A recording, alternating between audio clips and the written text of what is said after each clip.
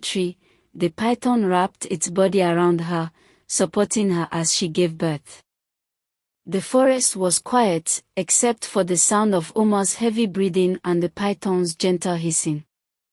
The baby emerged, and Omar felt a rush of emotions as she held her newborn in her arms. The python watched over them, its eyes gleaming with a soft, almost maternal light. As Omar gazed at her baby, she felt a deep sense of connection and love. She knew that she would do anything to protect her child, and the python's presence seemed to reassure her that everything would be okay. The python seemed to sense Omar's emotions, and it moved closer, its body wrapping around the baby in a protective gesture. Omar felt a sense of wonder and awe as she watched the snake care for her child, its movements gentle and precise.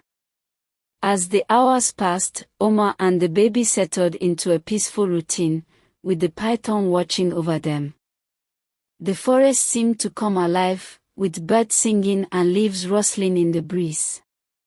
Omar felt a sense of belonging, as if the forest was welcoming her and her baby.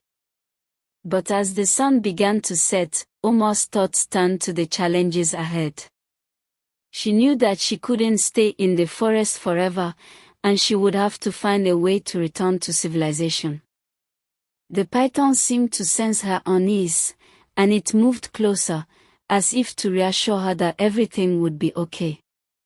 As Omar looked at the python, she felt a sense of gratitude and wonder.